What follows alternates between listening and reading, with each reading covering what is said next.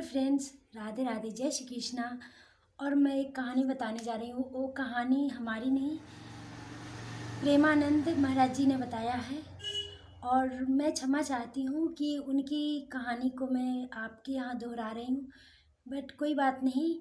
वो कहानी सुनाते हैं ताकि हमारी कहानी को लोग श्रवण करें और उस मार्ग पे चले, इसलिए बताते हैं ना।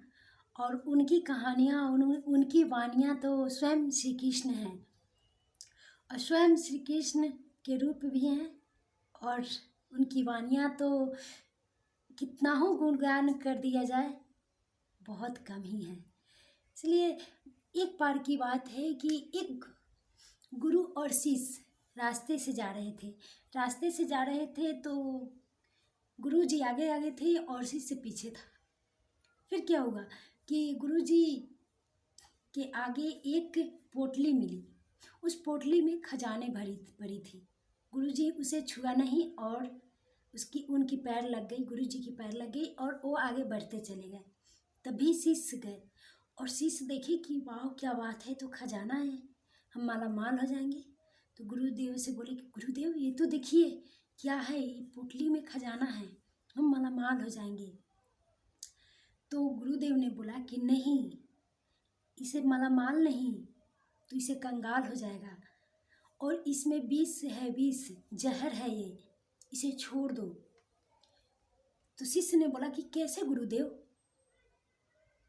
तो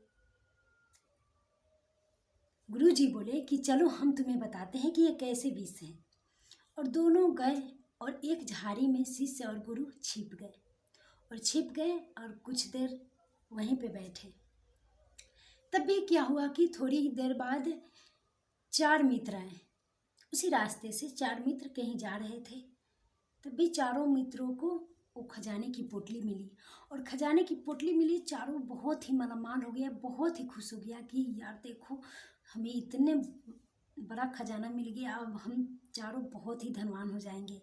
तभी उसमें से एक बोलता है कि चलो पेड़ के नीचे बैठो, आराम करो और हम चारों आपस में बांट लेते हैं। फिर क्या हुआ, लालच बुरी बला। फिर क्या हुआ कि चारों गए और पेड़ के नीचे बैठ गए। और फिर उसमें से एक मित्र बोला कि नहीं, क्या करते हैं, इसमें से कुछ ले लेते हैं और पहले जाते हैं सोनार के पास, बेच करके पहले कुछ खाने की चीज़ें लाते हैं। तो सभी मित्र ने बोला कि सही बात है, पहले खाना चाहिए।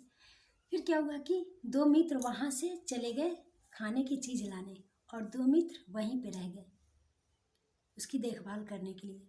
फिर क्या हुआ कि वो दोनों मित्र गए और सोनार के पास बेचा और खाने की चीज़ जो खरीदा उसमें दोनों आपस में मेल करके बोले कि क्या करते हैं कि इसमें विष जहर मिला देते हैं ताकि वो दोनों मर जाएंगे और हम आपस में बांट लेंगे।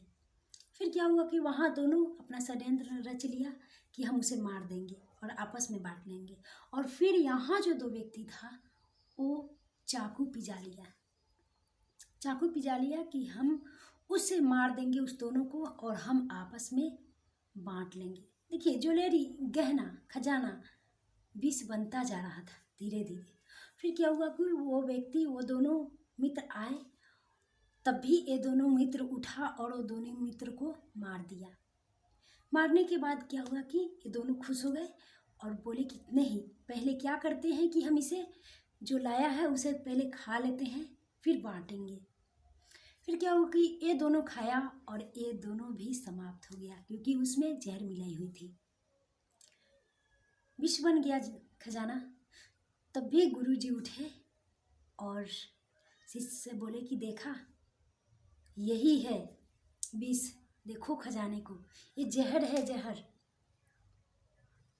दोस्तों, आप सबने सुना होगा कि और देखा भी होगा, कितने के साथ बीती भी होगी कि जब कोई गहना, कोई जेवर, पैसे लेकर जब कोई रास्ते में चलते हैं तो वो जानलेवा बन जाता है, खतरा बन जाता है, खतरे का मोल ले लेता है।